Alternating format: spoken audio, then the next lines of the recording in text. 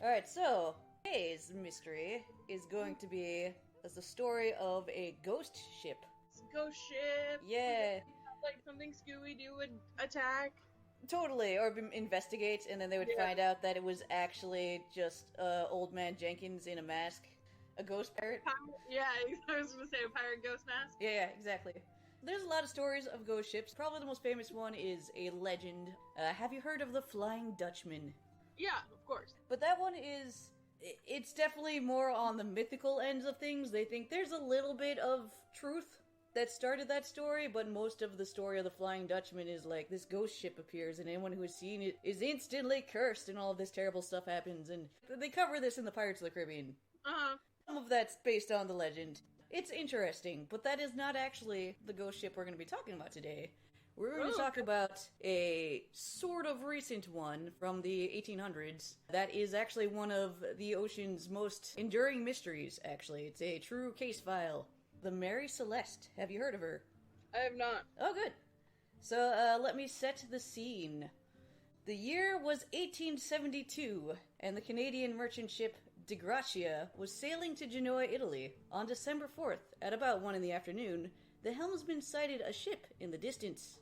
The ship had a slight list and seemed to be sailing erratically, just following along with the wind and the waves. The strange movements and the odd set of her sails led the captain of the Del Gracia, a man named David Morehouse, to suspect that something was very wrong. He tried to signal the other ship. They used flags. They would just ring up different flags to ask, like, hey, are you okay? Yeah. Things like that. But they received no reply, and as the other vessel drew closer, he could see that there was nobody at the helm. So, he sent some of his crew over in a dinghy to investigate. Mm-hmm. The men were surprised when they saw the name on the stern. This was the Mary Celeste, a ship that they were familiar with, had seen not long ago, at the port of New York. Both Mary Celeste and Del Gracia had started their journey from this port and were headed for the same place, Genoa, Italy. But Mary Celeste had left port 8 days before Del Gracia and was the faster ship, so she should have already been at her destination unloading her cargo. Oh, okay. It was also odd that there was no distress signal or flag that was flying over the ship. It seemed like there was something very wrong with it, but it also didn't seem like they had signaled for help at any point. The sailors then climbed aboard, and what they found next shocked them. Alright, quiz time. What did they find? You can just make up what you think would be shocking to some sailors. I think they found nothing. Nothing? Dun dun dun! Oh man. And or a bunch of mermaids. Oh, mermaids is always good. Bring it back. Bring it back to Atlantis. They could find no one on board. It was as if the crew and passengers had simply vanished into thin air. Some of the cabin interiors were wet from water that had entered through doorways and skylights and stuff, but for the most part, everything was in reasonable order. Their personal possessions, including like money and valuables, were all still on board, neatly put away, neatly stored. A meal had been prepared and was left untouched. The galley equipment was neatly stowed away, and there were ample provisions. There was like 6 months worth of supplies of food and water, all still fine. The ship's cargo of 1,701 barrels of denatured alcohol were all accounted for. I forget what denatured alcohol is, but I think it's like a solvent. It's like an industrial thing that they add bad flavoring to keep people from drinking it. So it's not the fun kind of alcohol. Cool. So it's just like going to the drugstore and getting a small container of alcohol. If you feel like drinking, don't drink that alcohol. Like the rubbing alcohol or something like that? Yeah. Don't drink rubbing alcohol. Not good. That's not going to be a fun time. No. So yeah, the cargo was just full of these barrels of stuff. And it should be pointed out that alcohol was considered one of the more dangerous cargoes to carry. Ooh, why? Because it can leak and be a little bit explosive. Oh, I didn't think about that. The captain of the ship, of the Mary Celeste, which I'll get into in a little bit, was known to be a cautious man. So, like, he deemed this was a safety risk he was willing to take. And it was worth a lot of money to deliver this sort of stuff.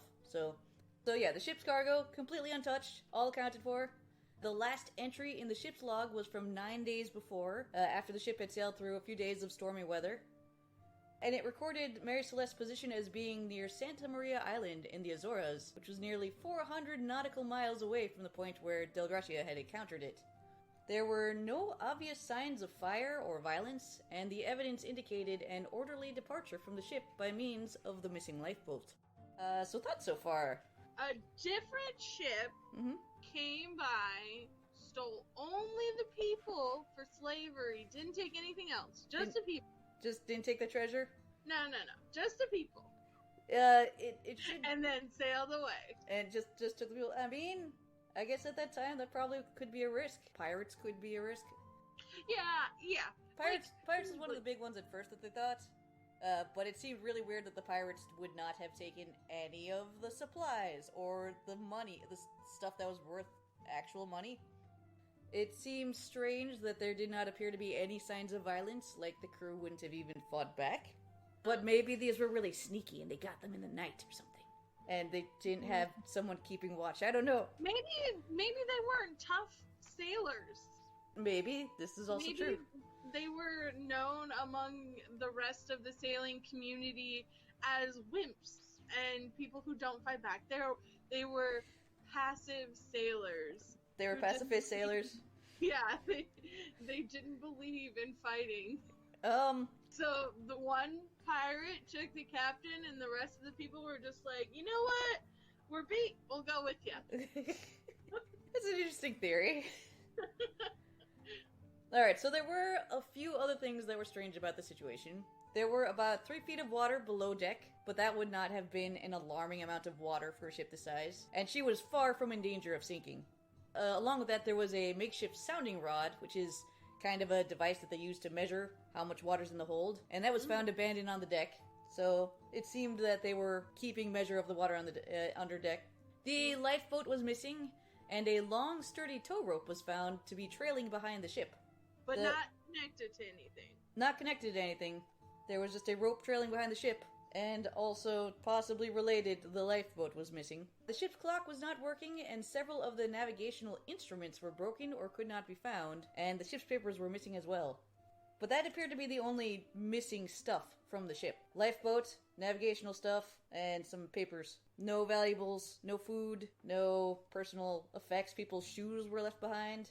The sails were partly set and had suffered some damage, and much of the rigging was awry with ropes hanging loose still on the sides, but for the most part, this was a perfectly sailable ship. So, yeah, like, it kind of seemed to imply that they had abandoned ship. Yeah! But again, weird. It is weird, because, like, it's plausible that somebody just had a major panic attack about the 3 feet of water and was like, we have to get off now! Take nothing! We're sinking! Abandoned ship! But the fact that this is supposed to be an experienced captain, right? Like, yeah. It's not the first time doing this route to where, Italy? Yeah. They were crossing the Atlantic, but yeah, he was known to be an experienced captain. He'd sailed many times before, though this was the first time sailing this ship. Or this was his first time sailing this ship. Oh, well, I mean, but I feel like when they get on a ship and they're confident in themselves to not only run this ship, but run a crew of what, at least 15 men? I think there was a total of 10 people on the ship. Oh, that's not enough. Maybe that's why he freaked out. Yeah. Oh, this is so this was a smaller, it's called a merchant brigantine. So it was not a big ship. It was the captain, his wife, their like 2-year-old daughter, Sophia, and then seven other dudes that he handpicked to sail the ship with him. And that was enough crew for a ship this size. The ship that found them, the Del Gratia, also had a crew of about the same size. Oh, okay, so it's about the ship size of the boat that Will Smith is sailing in the new Aladdin. Yeah, not a huge ship, not a small ship, just kind of a medium-sized merchant ship. That looks like it's fully able to be crewed by 7 men. And have a woman and a child on it and not be a big deal. Yep. The people who found the ship, the Del Gratia, they after seeing that it was abandoned and all this, they basically were like, well, we should take it back to port. We're gonna take it to Gibraltar. Remember that place? Yeah. Yeah, we just talked about it last episode. It's like they all come together. But They took it. So Gibraltar is kind of like at the entrance to that the Mediterranean Sea. So Yeah. they basically took it there to get salvage rights to it.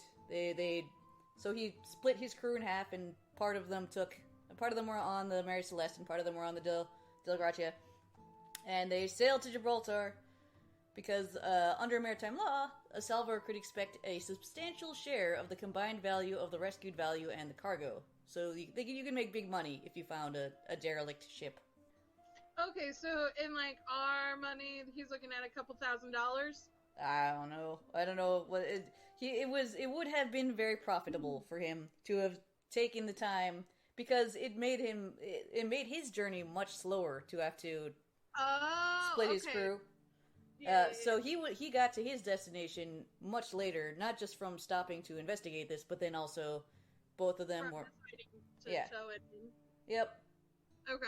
They said like the weather was relatively calm for most of the way to Gibraltar, but each ship was seriously undermanned, so the progress was slow. Yeah. So they pulled it into port, and an investigation started, and we'll come back to that in a while. But first, let's talk about the crew of the Mary Celeste. So there's two things we could talk about. We could talk about the crew, or we could talk about the ship, because she already had a reputation for being a cursed ship before this journey. Oh, really? Yes. So which do you want to hear about first? Mary Celeste checkered past. Her checkered past. All right. To begin with, she was originally called the Amazon. She was built in Canada. Here's another quiz for you. On her very first voyage, which of the following occurred, lending the cursed moniker to the ship? A. The captain suddenly grew ill and died. B. The ship ran into some fishing equipment and was badly damaged. Or C. The ship ran into another ship and accidentally sunk that other ship. Ooh, these are all good options. I'm gonna say C. Ran into another ship and destroyed it. All of those things happened on her first journey. What? Yes. Oh my. So, understandably, she started getting known as being like a cursed ship. When she was in the dock for repairs from the fishing equipment incident, the dock around her caught fire and burned. She did not burn. She survived, but, That is the first clue. This ship is haunted. Yeah. You burn it.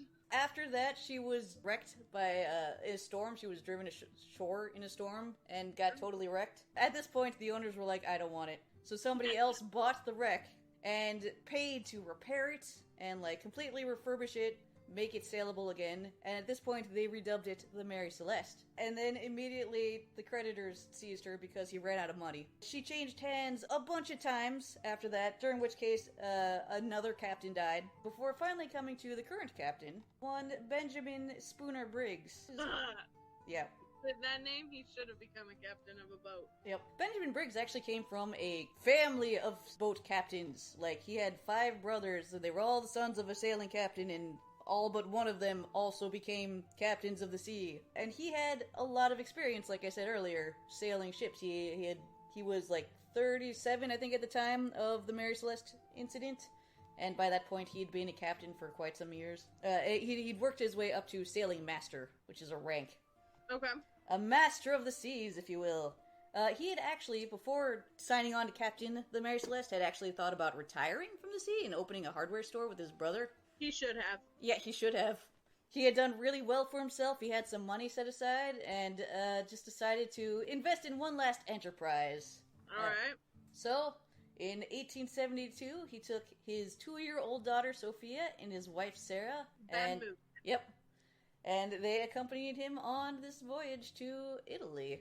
He also had a son named Arthur, but the son stayed behind with his grandmother because he was going to school. Oh, okay. Oh, that throws a monkey wrench in my plans. Because I was going to say, what if, because we don't know what happened day to day. Well, what if he wanted to, because back then it was super easy to just sail to a different place, say a different name, and become that person. This is true. Do you think that he, midway through the journey was like, this ship is dumb. Let's just take this lifeboat and just leave it. into the middle of the ocean, and we'll go start a new life. Forget Arthur. I think that if this was an older brother scenario where he was kind of like pushing him into settling down and being something that he wasn't, and he was just like, you know what, I want to disappear. And so he put together a crew of people. He disappeared, which now sounds like a Disney movie, but whatever. Yeah. But he put together a crew of people who also wanted to disappear and or needed to disappear. And he was like, okay, so this is what we're going to do. We're going to abandon the ship. Nobody will know what happened to us. We won't be responsible for anything, because I'm sure somebody on the ship was like, I got to go to jail. And he was like, well, not if you die at sea. And so then they sailed to a different place using the lifeboat, and they just made it look like everybody disappeared. I mean, that is an interesting theory. There was some people did think that perhaps like insurance fraud or something to that effect was one of the answers to this. What we know about the captain's personality, because he kept a daily log. He was very insistent, like he kept very careful notes about a lot of his stuff. Sailor. He was known to be a pretty honorable dude, and he handpicked his crew. Oh, see? Specifically so they could disappear. Yep. He described them as peaceable and first-class sailors in a letter to his mother shortly before the voyage. I mean, yeah, if I'm fitting to disappear, I'm going to tell my mom that, like, these are great guys. I'm on a great crew. Yep. His wife Sarah reported to her mother that the crew appeared to be quite capable if they continue as they had begun. So let's see, we had the steward, which was a newly married fellow. Maybe not happily married. Oh, newly married and he's already unhappily married? Hey, maybe he felt the pressure. This is a soap opera. I like it. He was signed on with a personal recommendation. Then there were 4 general seamen, were all Germans from the Frisian Islands? Yes, they were in trouble in Germany. They needed to get out. Alright. Sure. Alright. I'm gonna make the facts fit, and I'm no. gonna make the facts fit. I like this. This story is already more interesting. This is why I asked you to help. They had originally planned to set out 2 days earlier, but the weather was uncertain, and Briggs was known to be a cautious man, so he decided to wait for better conditions. So he waited till it was nicer weather. Yeah, see, he didn't want to actually die. He just wanted to disappear. So he's like, can't go out in the bad weather, because if we go out in the bad weather, we could actually die. We need to make it look plausible, y'all. Mm-hmm. It should be noted that the year of 1872 is apparently there was famously bad winter storms on the sea. Like, worse storms than had been recorded in written history for sailing the Atlantic. So it was a bad year to sail, just in general. And at this point, his wife took an opportunity to write one last letter to her mother-in-law, who was watching their son. Tell Arthur, I make great dependence on the letters I shall get from him, and I will try to remember anything that happens on the voyage, which he would be pleased to hear. Does it say how old Arthur was? He was old enough to be in school? He was like 6 or 7. They said their daughter was 2, and I think he was like 5 years older than her. Okay. I'm still not sure why they decided to bring the baby with and just leave. Well, I guess if he was school. But back in the day, didn't people homeschool a lot too? I guess this is the 1800s, I don't know. You want to know why, Ian? What? 6 or 7-year-olds can talk. They know their name. 2-year-olds don't. You can change their name. Alright, there you go. You got it. So, they set out, and they kept a log. Not much eventful happened other than some storms, and then they just vanished. Quote, unquote. Quote, unquote. Again, I do want to remind you, they were found kind of in the middle of the sea. They were sort of near the Azores Islands, but not like they were in sight of them or anything. And this is a lifeboat, so consider your sailing ability in a lifeboat. There was a tow rope, right? Yep. Okay, so they couldn't have another ship waiting, or had somebody have a ship out there, and use said lifeboat to get on said ship, then sail away? That's a fair point. However, other people had seen them sailing in their journey previously, and they were not tailing any boat behind them. Yeah, it doesn't mean you can't send a letter. Be like, meet us at this point in the middle of the ocean, bring your best boat. Yeah. That is an interesting idea, and I don't think that's a theory anyone's brought up, so I like it. I think most people think they were just tailing the life behind them on this rope. Possible. Like they were scared of the ship and decided their chances were better on the lifeboat, but they still wanted to be near the ship because it had all their food and stuff on it. I mean, I guess. Alright, so let's get to the theories. Oh, wait, do you have any questions so far? No, I just want to know how well my theory is gonna hold up. Alright. That's the theory I'm gonna stick to. Yeah, is that they needed to start over somewhere new, and they made a crew that also needed to start over somewhere new. Mm-hmm. And somehow they had a different ship or a different something. Somebody came and met them. Yeah. And then they sailed away. Eh. And changed their names. That is interesting. It should be pointed out, the Mare Celeste was very heavily insured at this point because she had gone through so many repairs and stuff. They probably had to pay a lot to insure her. So some people thought that this was perhaps part of a insurance fraud type scam. I mean, that can be folded into my theory. Yeah.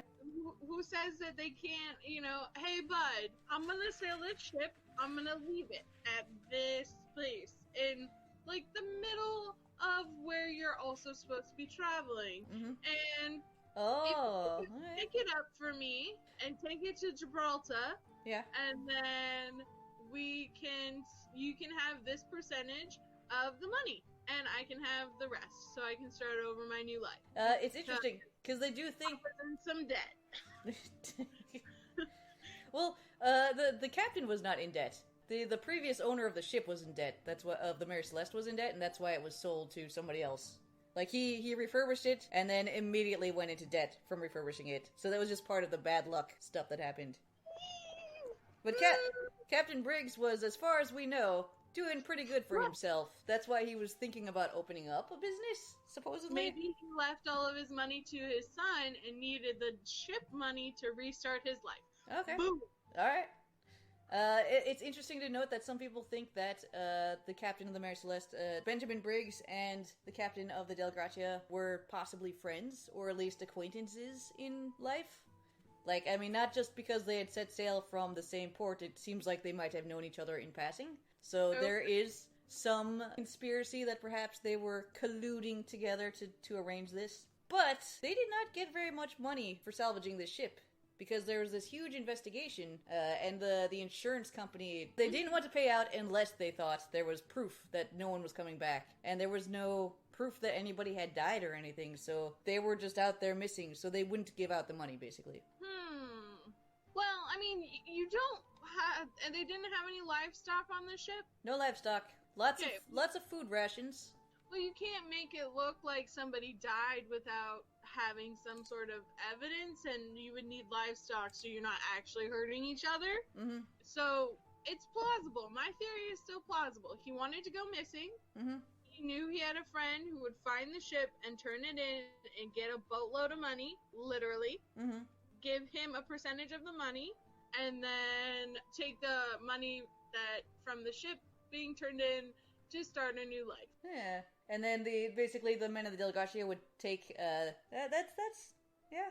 There's also a theory that maybe the people on the second ship actually killed off the people of the Mare Celeste and just, like, pushed them off. And then we're like, oh, we found this abandoned ship. I mean, I guess so. But it's plausible.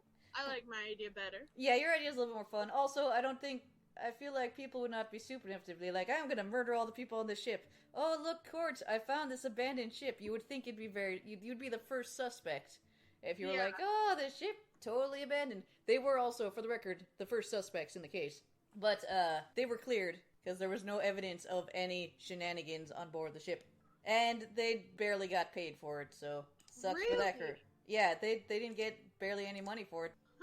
So, other theories. Do you want to start with the wild ones, or the ones that are the most reasonable first? Let's go wild to reasonable. Alright, my personal favorite one is a giant squid attacked the ship and picked off the people and ate them. This is a theory. Sea monsters. I mean, I like the theory. It makes my story a little spicier. Yeah. It's also just, fun artwork. You've surely seen pictures of the Kraken latched onto a ship, a sailor in tentacle. Hey, true or false? Are squid known to attack ships? No, false. Oh, yep. Well, but I know that because, like, most big squids, don't they live in the dark ocean? Yeah, and they don't really like any sunlight or people or big thing. Like, they pretty much are just like, I'm a big creature that just wants to chill, bro. Leave me alone. Yeah, for the most part. I mean, I think they are hunters, but they hunt, in the deeps. Yeah, not ships. And they're very cautious. Like, we've had a hard time getting video of colossal squid. Just because they're very elusive and, like, just trying to lure them out, they very carefully, like, grab the bait and take little tiny chews from it. Uh-huh. With their parrot beak. I think it's cool and weird that squids have beaks. Yeah. Side note, little fun fact about me, I was terrified of giant squid for a really long time in my life. Yeah? Yeah, there's a movie, Sinbad, where a giant squid does attack. Oh, yeah. Was it the animated Sinbad? Yeah. Yeah. This theory doesn't hold up very well because squids in general are not known to attack ships. And also, it seems weird that the squid would then also take the captain's, navigation equipment and the lifeboat. So squid just yum yum yum lifeboat? Yeah, that's the first theory. Like Pac-Man? Yeah, just waka waka waka. It's fun. Yeah. Based on what we know now about giant squids, does seem that plausible. No. I get where all the stories of, like, the Kraken come from, because if you saw a giant squid, you'd be like, oh heck, that thing could totally eat this ship, but they don't. Another fun theory that's kind of a newer one, and also most people don't believe in, is aliens! They were abducted, just like levitated away to a UFO. No, I don't believe that. Yeah, no. Also, again, why did the aliens take their lifeboat and navigation equipment? But, I mean, I like that aliens shows up in just about every mystery. Yeah. It's like, I don't know what else could have done this. Obviously, it was aliens. Aliens. Alright, so going to the slightly more reasonable ones now. They think there could have been an interesting natural weather phenomenon. Like, have you ever seen a water spout? Yes. So they think a couple of things happen here. They think that a water spout may have struck the ship or been nearby, and then when water spouts happen, they do this weird thing where they change the barometric pressure. So they think that because there was water found in the hold, it was clear that the crew had at some point probably been testing the water levels in their hold. The barometric pressure from, if there was a water spout nearby, it might make it look like the ship had way more water in it than actually it had. Okay. So they would think they were sinking. Well, what do you think? I mean, okay, so more water was in the ship and then leaked out? So the sounding rod is like a tube, which, you remember when we were doing the Cartesian divers experiment in science class? Yes. And, like, you could use the water pressure to make it raise and lower. That was what was happening in the tube, they think, is that they were using this device to, like, poke it into the hole to see how much water was down there, and they think that the water was getting sucked up out of into the tube, making it appear that there was much more water in the hole than there actually was. But there wasn't. There was not very much water in the hole. Basically, their devices seem to indicate, if they're in this very specific circumstance where there was a water spout happening, their devices could give them a false reading that would imply that there was more water in the boat than it actually had. Okay, but as a captain, wouldn't you want to go down and see with your eyeballs? Yes, you would think so. Ship is gonna go down. Open up the hatches. If your baby and wife are on the ship. Yeah, and all of your possessions. Yeah. All of your money. Yeah, you would think that. The cargo that you're supposed to be carrying. Yep. There's another theory that a sea quake or something happened. Fast forwarding a little bit. When they were doing the inspection, doing the investigation, they unloaded all of the cargo and found that 9 of the barrels were empty. Huh. People didn't really think that the crew drank the barrels of alcohol because, again, poisoned, gross, not fun to drink stuff. And and the captain was known to be a proponent of, what is it called, teetotaling? He didn't drink, like, at all. Oh, okay. So they don't think that the crew drank the 9 barrels of alcohol. But those barrels were found to be made out of a wood that was kind of porous. They were like an inferior kind of wood that didn't actually seal all the alcohol in, so the alcohol evaporated through the pores of the wood, is what they believe might have happened. And that would have made basically a vapor that is highly explosive. They think that the crew smelled alcohol fumes or something and thought, oh no, the ship is about to explode. They tied the lifeboat to the ship with their longest rope that they had, and then they jumped in the lifeboat just to wait out the explosion, I guess? Or to wait while the alcohol vapors aired out? It's suspicious that there are 9 barrels, and it sounds like they would be big enough to hold human body. Oh, okay. Plus, 2-year-old babies aren't that big. Well, but the 9 barrels were still there. They were just empty. Maybe it was plan A. Oh, okay. They emptied them out so that they could hide people in barrels? Yeah. And then they were like, no, these barrels are way too stinky. They do think this sense of emergency that thinking the ship's gonna explode would explain the food and belongings being left. Yeah. And he probably didn't have time to write in his journal like, OMG, the ship's about to blow. Yeah. So everyone probably rushed on the lifeboat. And they think that he may have, like, grabbed his navigational instruments and ship papers in case she blew up, because they would need that stuff to file for insurance. Which could also go into your other theory, though. Yeah, or to get out of Dodge so they could get to those islands. Yep. As for the long rope that was tied to it, they think they used it to tie the lifeboat to the Mary Celeste, and wait for as long as possible for the flammable fumes to air out and then return to the ship. But at what if the plan was originally... Sorry, I figured out how my 9 barrels play into this. Okay. What if the... No. What if the plan originally was to blow up the ship?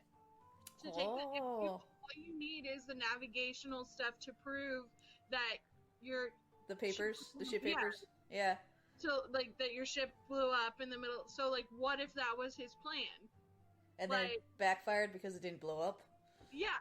And so somebody found it, and it was a person that he knew, and they tried to turn it in because he was like, and like somehow it got back to them. Maybe the guy who was on the same route was supposed to see the ruin of the ship, like the flame and the explosions. Yep. Or, you know, driftwood or whatever, and was to be like, oh no, they all died. And he was supposed to say that the ship had, like, blown up and then they had no... Like, he was going to be a second witness. Right. That, yes, I saw the ship blow up, and that's why they got on the lifeboat. That's why they took the navigational stuff. And that's why the 9 barrels of alcohol were empty, because they opened them and were going to set a flame. But for whatever reason, the flame didn't go boom. And the ship was still there, and so the dum-dum just was like, I'll take it in, it's fine, I want money, like, double-crossed him. What couldn't he have then blown it up himself, though? Like, they had the ability to make fire. They could have just been like, oops, silly Captain Briggs, you didn't actually blow up your ship. Let me help you with that. Okay, so maybe his friend, he knew that the friend was going to be on the same route as him, and expected him a little bit behind him.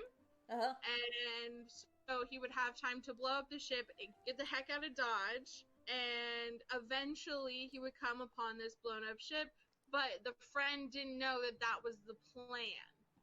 And so little friend got greedy and was like, I'm going to take in the ship for the money. It went in but you can't come out that you're alive when... Yeah, when they're doing investigations on the ship. Yeah, and you're trying to get insurance fraud because you blew up the ship. It's an interesting idea.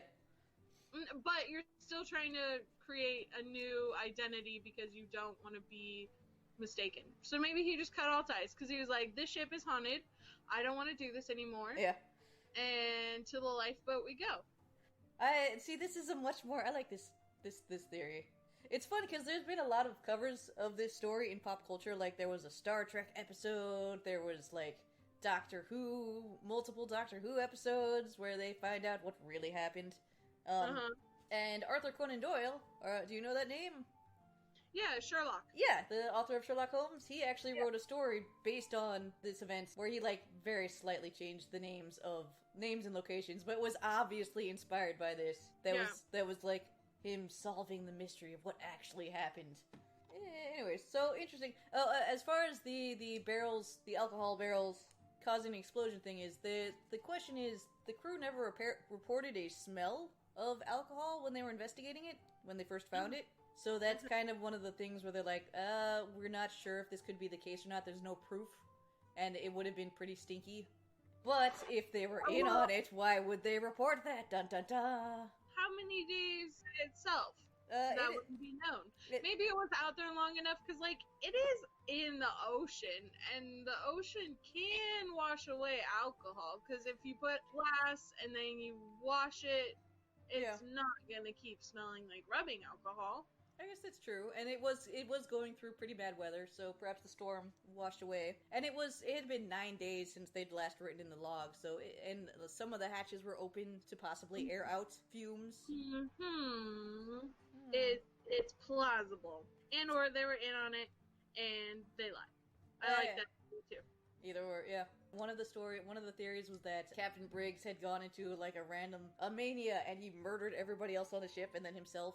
And somehow removing all evidence of bodies. And that was a theory that they investigated for a while. I don't know how you investigate that. Oh, they found a sword that had a mysterious stain on it under his bed. And they thought it was a blood stain, but it was just rust. I feel like that one's a harder one, because again, no signs of struggle. Yeah. So unless he, like, killed everyone and then went around and tidied everything up, and then he made a snack for himself before jumping overboard or whatever. So the theory is that the captain of the Mary Celeste killed everybody on board and made himself a little snacky snack and then was like, deuces? Yeah, I guess so. That one doesn't hold very well to me for a number of reasons. One, again, and everything is... It's weird because it seems like they were in the middle of doing stuff when they abandoned the ship, so like the sails were only partly set. Someone had made a meal.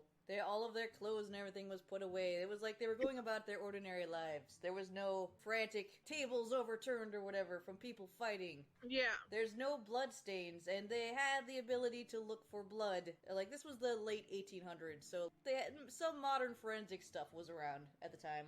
Okay. That one's my least favorite. Like, so far, aside from my theory, the one that seems most plausible is that they thought the ship was going to blow up, so they got off immediately. Yeah. They think that they didn't intend to just sail away in the boat, in the lifeboat. They think that they got the longest rope they could find and tethered themselves to the boat so that they could return to it after whatever fire or explosions went off, because again, they were in the middle of the ocean, and they still had a better chance of surviving on a broken ship than on a lifeboat, because the broken ship had sails and the ability to move. All of the crew and like the captain and everybody, they were known, I guess. I mean, they were at the port of New York, which was a really big port at the time, so people there knew each other, and after the fact were all interviewed and being like, oh yeah, I knew Jeff and his 4 brothers who went on this ship. They were normal dudes. I guess 2 of the Germans that were the like regular crewmen, at first they were like, everybody's stuff is here except for these 2 guys. Their stuff is missing, so maybe they caused a mutiny and tried to take over the ship, and then they abandoned it, like kind of like you suggested. But then it was found out that those 2 had been on a different ship where they'd been tricked and lost all their stuff, so they never had any stuff to begin with. Mutiny. That's another theory about this case. He was, Captain Briggs was known to be kind of strict about his rules. Supposed to be a fair and honest captain, but a little tough on discipline. So maybe the crew members were like, I don't like him. He's mean. I don't know. Well, why not just hurt the wife and the baby? Yeah, you would think. There's not much description of what happened with the wife and the baby, other than just like, the wife wrote some letters home to their son. The baby liked looking at a picture book. Oh, that was the other thing that was missing. The picture book was missing. There was a book of photos, apparently, that was the baby's favorite book, but it could have also just fallen in the ocean or something, I don't know. Or they took it, or the baby was already playing with it when the mom picked him up. Yep. I picked the baby up, and then, so the baby still had it. Because when you pick up a child, you tend to, if they're playing with something, you tend to pick up that thing so they'll stay calm. Yeah, so you don't have a angry baby on your hands. Yeah. So that can make sense, especially if they thought that the ship was gonna blow up. Although, well, I mean, could they be? The ship blowing up is the one I keep circling on, because that one seems like the most plausible for an entire abandoned ship. Stop everything, don't take any possessions, and get in the boat. Yeah. I think that's the one that most people like at the moment. And then at some point, the line connecting their lifeboat to the boat snapped, and they wouldn't have had a way to catch up with the Mains'l, so they would have just been left adrift. But that's also less fun. Chose to cut the rope. Yeah, there you go. He's like, all right, according to my navigation instruments, we should be X miles away from this island. So if we just row real hard and start a new life. Well, yeah, and if he knew that route well enough, he would probably know what the current is like and what it will do. And it's not implied that he sailed this particular route before. He'd sailed a lot, but it was a new ship for him. The ship was not new, but it was his first time sailing the ship. And this was different port than he had sailed to before. But it was a commonly known shipping lane, I guess is the term. So it's not like this was new land they were treading, new sea that they were treading. They knew currents and things that would be along there. Alright, okay, and one final theory, I think. The ship's navigation instruments may have had some issues. Again, because they were going through some really rough winter weather in the sea, and that could have broken some of the instruments. One of them is the chronometer, which it looks like a clock. Mm-hmm. And it's basically how you measure the distance, how far you've traveled. So when he was plotting his charts, he would be using the chronometer to be like, all right, we have sailed this many kilometers. So when he was consulting his charts, he would think that he had gone X miles in his journey. And they think that at a certain point, he was checking his charts and realized, like, oh, I should have hit land by now, but I don't see any land around me. So he realized that perhaps some of his equipment was faulty. They noted that the captain had only had one chronometer on board, which was unusual. Usually there's a minimum of 3. Some ships have as many as 20, but it's good to have more than one. What's the chronometer again? It's the thing that looks like a clock that measures the distance traveled, east to west specifically, because they're basically measuring it by the time. You take the time when you leave on your journey, and then you compare it with your local time by looking at the sun's position at noon or whatever. And doing all kinds of old-timey stuff that we just have convenient satellites for, and phones and radios. But normally, a ship will have a number of these on board, so that if one of them is broken, you can compare it to the other ones and be like, oh, at least one of these is off. But he only had one on board.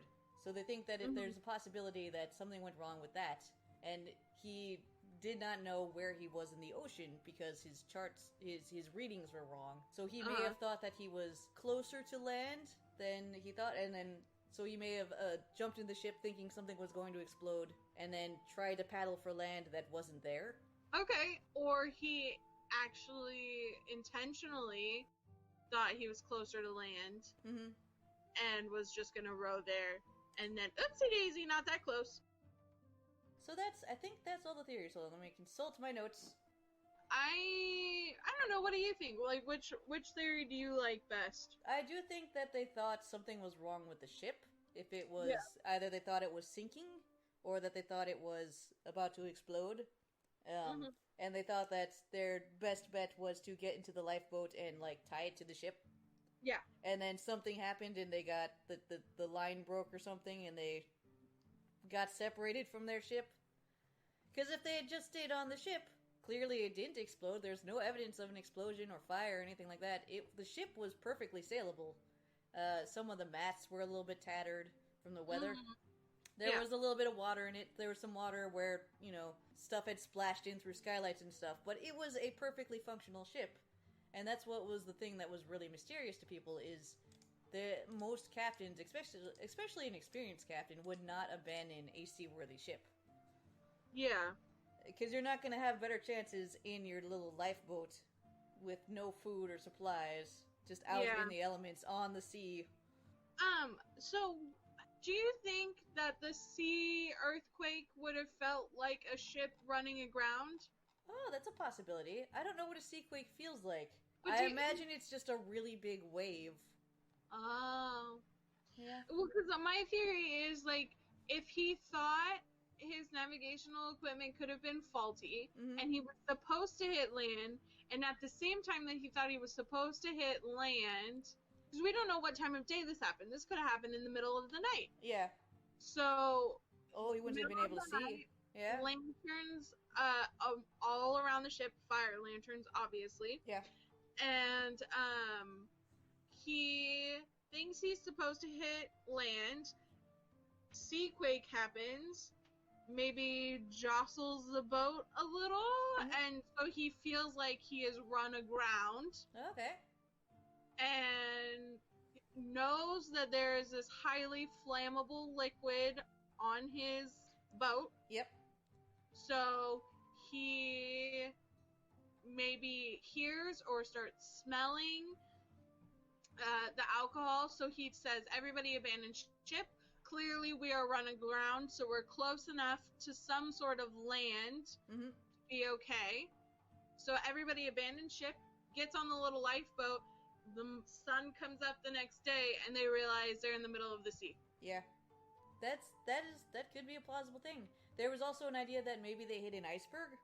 I think they've proved since then that it's very unlikely for an iceberg to survive that far into that far south, I guess. Yeah. And also other ships would have reported seeing an iceberg because those are serious business, so they would have spread the news. Well, and wouldn't the ship have shown signs of damage of hitting? Because, I mean, the Titanic hit an iceberg. And... This is true, but if you'll recall, the ship had already been screwed over because it ran into some fishing equipment way back in the day, so it still had signs of damage from stuff like that. From running, and it had been run aground previously during a storm in another instance. So they repaired a bunch of stuff, but it still had big gashes and scars across it. Interesting. From its previous life. This was a battle-scarred ship.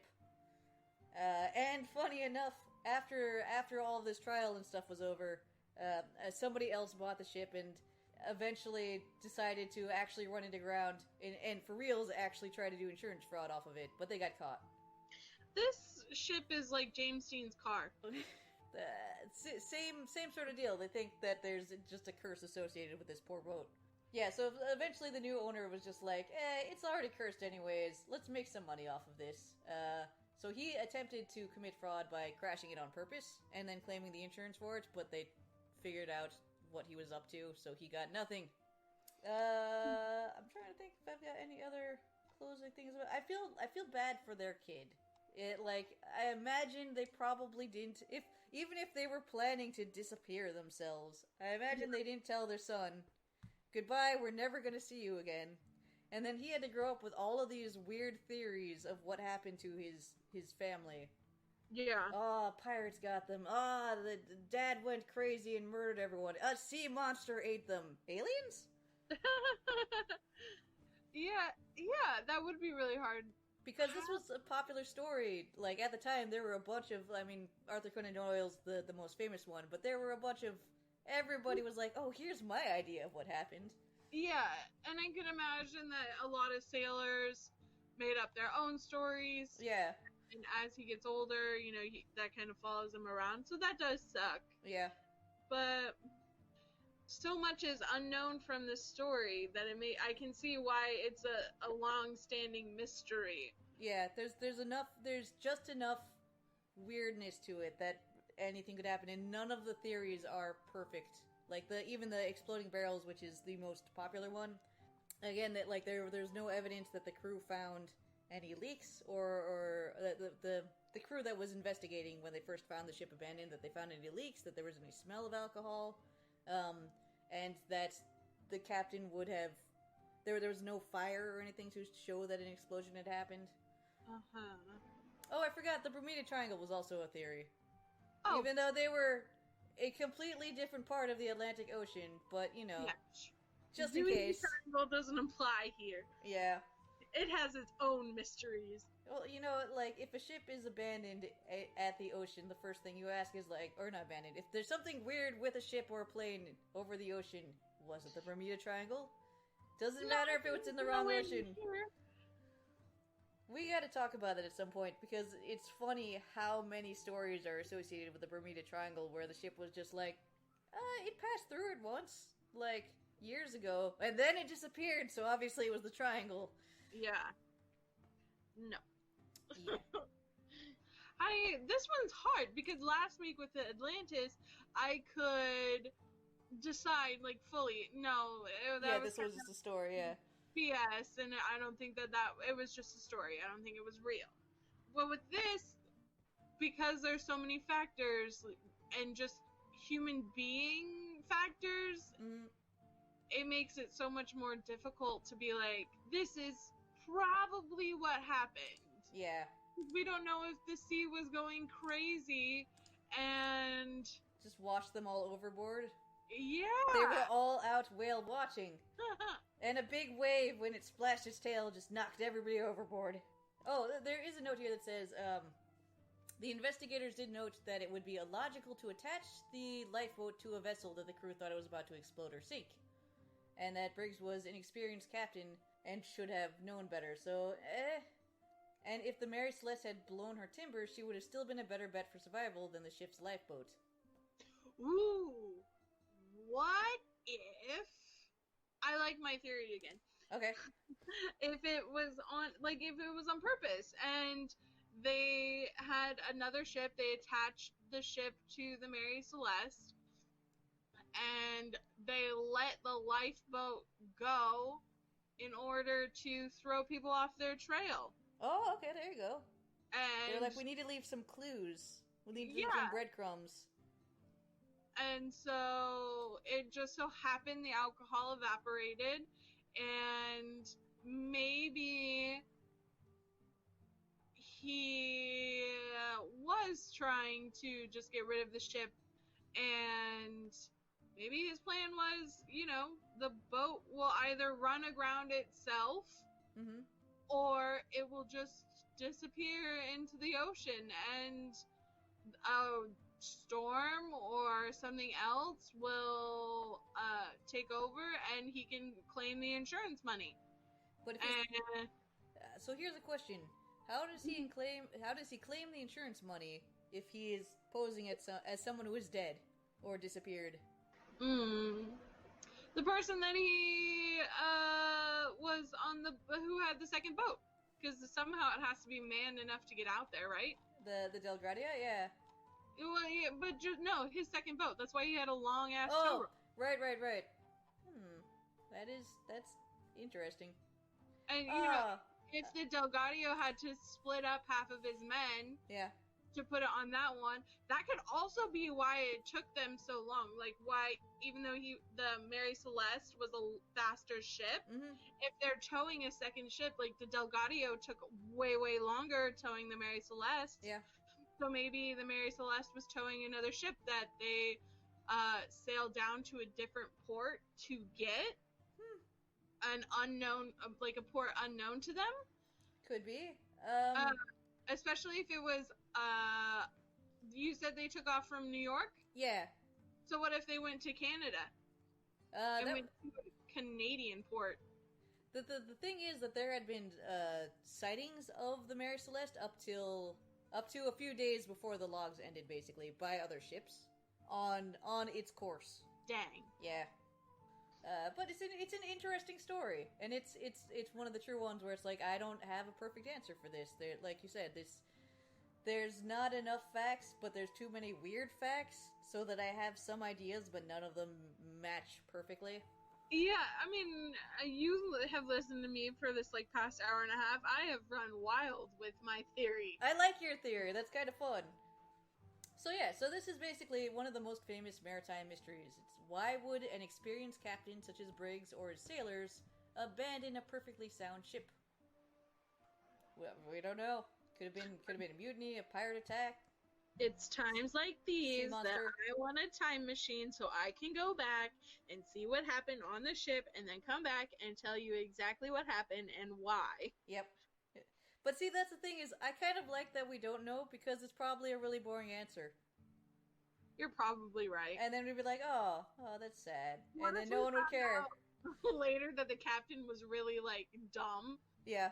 And they just he was like, abandoned ship and they just jumped off the ship. Yeah, or maybe they had a swimming party. They're like, you know what? It's a beautiful day out.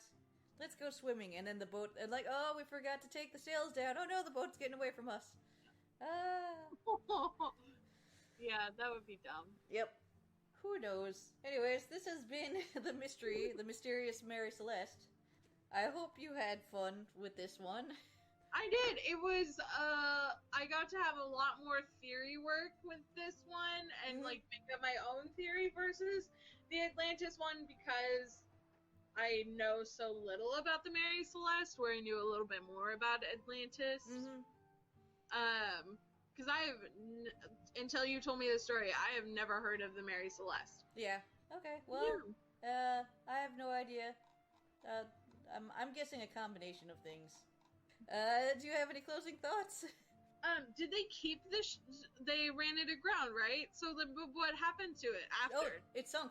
The final fate of the Mary Celeste was someone ran it aground to do actually they proved insurance fraud on that one.